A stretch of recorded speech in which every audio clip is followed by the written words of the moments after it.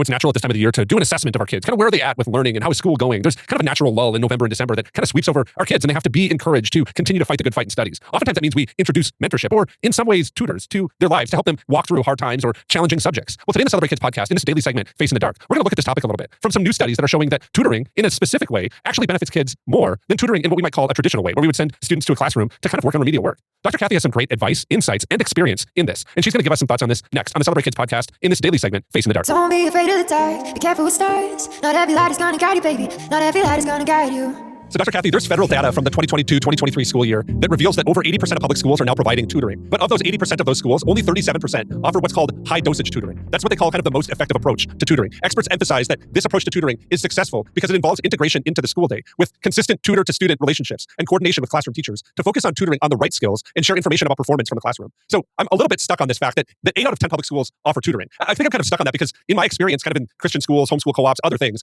I don't even remember tutoring being really available in much of kind of an organized formal platform, right? There's teachers that'll stay after school and support, but to have a formal tutoring program inside of a private school isn't something that I've really seen kind of in mass as we are kind of talking about in a public school. Is tutoring really necessary for school success, or is it kind of some of those things that we just kind of build when kids are struggling? Should it be part of kind of everyday academic program? What are your thoughts there? Yeah, very interesting discussion. I was stunned by this. 80% of public schools provide tutoring. That is a sign of how academically delayed our students are. And we've read about that and talked about that in other episodes. Teachers are overwhelmed. Most have too many kids and not the right kind of materials and resources that they need to meet needs. I know when I was a teacher forever ago, it was very rare that I had time to pull a kid aside and do anything meaningful that would be considered tutoring, a reteaching of something, if you will. So I'm sad that this many of our schools need the kind of help. Glad it's there on one hand, sad that it's necessary on the other hand. I think in our Christian schools and in our homeschool situations, it's more likely that the student ratio is better and we can maybe do a one-on-one application of truth, et cetera. I do think some tutoring probably takes place in some Christian schools. And let me back up and also say that, and not everyone will like this and I don't really care, I think another reason that we've got so much tutoring going on in the public schools is that we pass kids from grade to grade without assuring that they have academic insight, knowledge, wisdom, and the right standing that they need. We should be holding some kids back in those earlier grades who have proven that they need emotional and academic, intellectual maturity before we pass them on. We're just passing them on. Doesn't do anybody any good at all. Yeah, I want to ask you a question kind of on that topic, because I do think that inside of some settings, you end up running into this. We had this experience in my school when I was growing up where there was a student that was older, probably about 2 years older than me, and was struggling with academic proficiency, right? So he was being held back and kind of worked through some things there. I wanted to ask you then, knowing that, is that something that was maybe kind of a sign of the times? It was for a different generation where we would hold kids back? Because I do think that there's a stigma that kind of carries a kid if they're held back. Well, how can parents kind of step confidently in that? Because I do agree with you, and my wife and I talked about this. We should hold our young men back because young boys mature, at a different rate and actually can step into leadership roles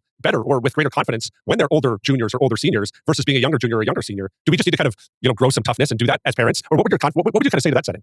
Right. I would agree that boys in particular benefit from being held back when they're little. And the whole family has to agree. Grandma, grandpa, siblings, parents. There can be no shame and no bullying from the family at all. The research is solid that makes it a potentially disastrous kind of thing. So it can work. I'm not saying that it's always the right thing to do, but it can work. There's some cases where, a summer intensive summer school kind of a situation is enough, but not always. One of the things that's interesting about this discussion we're having is the classroom involvement. And so let me address that if you don't mind, because I remember teaching against second graders forever ago. And if a child was pulled out for some help, even if a volunteer mom was going to let a kid read for a while, if I didn't know how that went, it didn't do the kid any good. I wasn't able to affirm. I wasn't able to put that child in a different situation because now he's developed a skill that I didn't know that he had developed. So I do love this idea that if tutoring takes place in the schools, that there's an integration into the day, that the tutor has time to talk to the teacher and say, hey, I worked on B&D reversals, we made this kind of progress today. Or I worked on memorization of addition facts, we made this kind of progress today. I think without doing that communication, it's just not going to be nearly as effective. Yeah, I would agree with you there. And that brings me to this other thought that I had with this, that when we look at this idea of high dosage tutoring, I think that we're really kind of gauging the effectiveness of that really based on classroom performance, right? But when we look at these things, like our kids being in tutoring, how important is it to gauge kind of I would kind of maybe even say like their well-being? We kind of put, a grade assessment sometimes on kids based on what their teachers kind of see in the classroom as you're a B student. And you kind of carry that out into the outside of the classroom, right? You carry that I'm a B or a C student onto the sidewalk and onto the basketball court or into the church setting. And you kind of look at people and say, well, they're an A student, so they're excellent. And I'm just a B or C student. How much should we allow kind of this idea of classroom performance dictate a little bit of how we look at students? And especially kind of in the setting of tutoring, because there is this extra support that's given to them to help them gain an attainment of a classroom gauge, right, for all of their life? Or is there a different way that we should approach our kids, kind of looking maybe even at like social comfortability or, hierarchy of needs, or maybe even kind of like the 5 core needs? What are their really needs at this moment? And should we provide tutors for them in those settings rather than just in academic settings?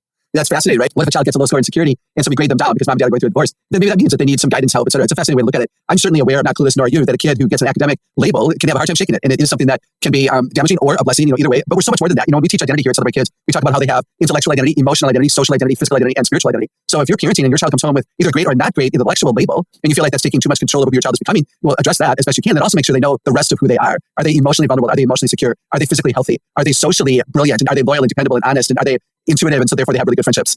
Dr. Kathy, I really like the way that kind of looks at that issue. And I wanted to ask this kind of question to close. Is tutoring kind of the same as discipleship? Do we look at it from that standpoint, or should we approach it from that standpoint? Or is there something that really makes discipleship unique? And even how parents kind of approach encouraging their kids to have discipleship or mentorship and tutoring? Should they kind of be seen as going hand in hand? Or is there a purpose inside of tutoring that there isn't inside of discipleship? Oh, that's fascinating. Never thought about those words together like that. Discipleship has a very positive ring to it. Tutoring doesn't. Tutoring is always for those who are lacking in something. Discipleship is for those who want to mature in something, but it doesn't start out in a negative context. So what if we called it discipleship? We're going to disciple you in reading. We're going to disciple you in math memorization. I mean, that puts a totally different spin on it, which is really intriguing to me. As Dr. Kathy was talking today, I kind of asked myself this big question. Do I care about this? And it really led me to this verse that I found in Proverbs some time ago. It comes out of Proverbs chapter 29, and it's just verse 7.